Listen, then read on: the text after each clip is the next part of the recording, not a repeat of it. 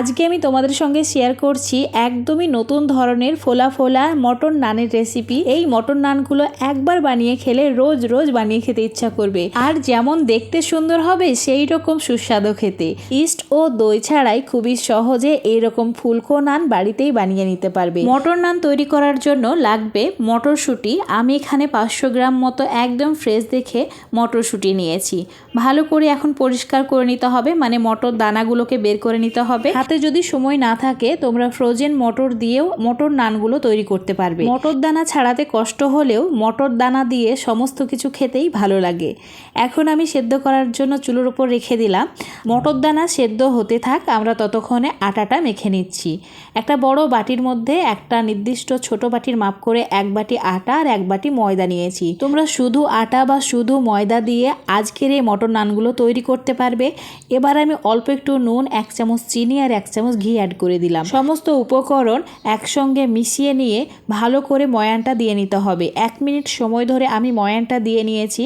এবার এর মধ্যে অ্যাড করে দিচ্ছি 1 চামচের একটু কম বেকিং পাউডার, আর দিয়ে দিচ্ছি যতটুকু বেকিং পাউডার নিয়েছি তার অর্ধেক বেকিং সোডা। মটর নান তৈরি করার জন্য আমি এখানে টক দই ব্যবহার করিনি। দুধের মধ্যে, মানে আগে থেকে জাল করা ঠান্ডা দুধে অল্প একটু লেবুর রস মিশিয়ে এরকম একটা মিশ্রণ তৈরি হয়েছে, সেটাই আমি অ্যাড করেছি 5-6 চামচ মতো।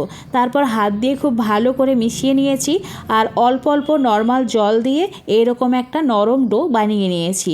তো ডোটা ঠিক এরকম একটু চিটচিটে হবে, তাই অল্প একটু ঘি, মানে 1 চামচ মতো ঘি অ্যাড করতে হবে। তারপর আবারও 1-2 মিনিট মেখে নিতে হবে। এবার ঢাকা দিয়ে কিছু সময়ের জন্য রেখে দিতে হবে। ততক্ষণে মটরশুঁটিটা আমরা দেখে নিই সেদ্ধ হয়েছে কিনা। দেখতেই পাচ্ছ জল প্রায় শুকিয়ে গেছে আর মটর দানাগুলো ভালোভাবে সেদ্ধ হয়ে গেছে। মটর দানা খুব ভালোভাবে সেদ্ধ করতে হবে। যদি তোমাদের মটর দানাগুলো সেদ্ধ না হয় একটু সময় নিয়ে ভালো করে সেদ্ধ করে নেবে। চুলোর আঁচটা মিডিয়ামে রেখে একটা কড়াই বসিয়ে নিয়েছি। কড়াইয়ের মধ্যে দিয়ে দিলাম সর্ষের তেল 2 চামচ, দিয়েছি 1 চামচের একটু কম গোটা জিরে, সামান্য একটু হিং আর ছোট একটা পেঁয়াজ, আর দিয়েছি অল্প একটু কাঁচা লঙ্কা কুচি। লঙ্কা কুচিটা নিজেদের ঝাল বুঝে অ্যাড করবে। আর দিয়েছি অল্প একটু আদা রসুন বাটা। 1 মিনিট সময় ধরে লো আঁচে ভেজে নিয়েছি। এবার অ্যাড করে দিচ্ছি সামান্য হলুদ গুঁড়ো, সামান্য লঙ্কা গুঁড়ো, আর দিয়েছি জিরে গুঁড়ো। আর যতটুকু জিরে দিয়েছি তার একটু বেশি ধনে গুঁড়ো অ্যাড করতে হবে। আর দিয়েছি স্বাদ মতো নুন, অল্প একটু গরম মশলা আর সামান্য পরিমাণে বিট নুন। সমস্ত কিছু 1-2 মিনিট সময় ধরে হালকা আঁচে ভেজে নিতে হবে। যখন এইভাবে মশলা থেকে তেল ছাড়তে শুরু করবে তখন অ্যাড করে দিতে হবে সেদ্ধ করে রাখা মটরশুঁটি।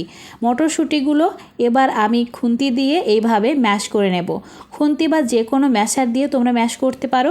তো ঠিক এইভাবেই ম্যাশ করতে হবে যাতে মটরশুঁটির কোনো রকম দানা গোটা না থাকে। এবার সামান্য পরিমাণে ধনে পাতা দিয়ে আবারও মিশিয়ে নিতে হবে। আর এরই সঙ্গে অ্যাড করে দিতে হবে অল্প একটু বেসন, মানে 1 চামচ মতো বেসন বা ছাতু, যে যেটাই দাও না কেন স্বাদের কোনো রকম পরিবর্তন হবে না।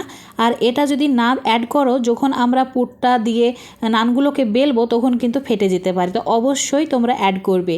এবার ঠান্ডা করে নিতে হবে। ঠান্ডা করে নেওয়ার পর এরকম ছোট ছোট বল বানিয়ে রেখে দিতে হবে। এবার যে ডোটা সেট করতে রেখেছিলাম সেটাও খুব ভালোভাবে সেট হয়ে গেছে। তোমাদের আমি দেখিয়ে দিচ্ছি কোনো রকম ইস্ট বা টক দই ছাড়াই কত সুন্দরভাবে জালি হয়েছে।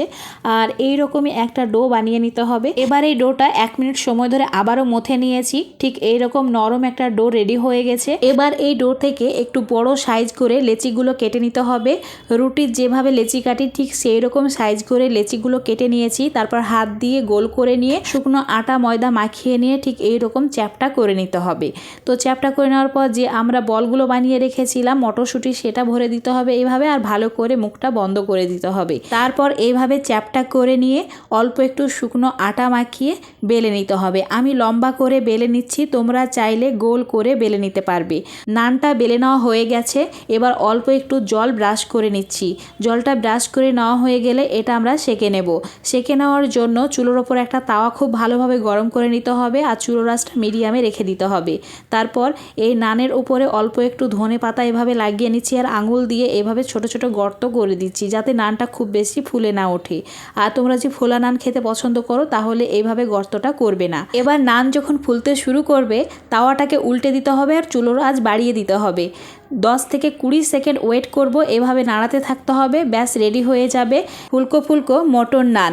এই মটর নানের ওপরে অল্প একটু ঘি অথবা বাটার ব্রাশ করে নিতে হবে, তাহলে অনেকক্ষণ পর্যন্ত এটা সফট থাকবে। এবার আমি তোমাদের এই মটর নানটা উল্টে দেখিয়ে দিচ্ছি নিচের সাইডটা কত সুন্দর একটা কালার চলে এসেছে। আর এই মটর নানগুলো এইভাবেই সেঁকে নেবে, তাহলে খেতে খুবই ভালো লাগবে। বেশি পুড়িয়ে ফেলবে না, আবার খুব বেশি কাঁচাও রাখবে না, হালকা একটু ব্রাউন কালার চলে আসবে সেইভাবে সেঁকে নিতে হবে। তো আমার এটা রেডি হয়ে গেছে। একইভাবে আমি সব মটর নানগুলোকে তৈরি করে নিচ্ছি। এই মটর নানটা যখন তাওয়ার ওপরে দিয়েছিলাম তখন আঙুল দিয়ে চেপে দিইনি, তাই এটা অনেক বেশি ফুলে উঠেছে। আর সব নানগুলো এইভাবেই ফুলে উঠবে। যদি তোমাদের ভালো কিছু খেতে মন চায় অবশ্যই মটর নান এইভাবে একবার বানিয়ে খাবে, আশা করছি তোমাদের খুবই ভালো লাগবে। আজকের এই সহজ রেসিপিটা যদি খুবই ভালো লেগে থাকে অবশ্যই লাইক শেয়ার কমেন্ট করে দেবে।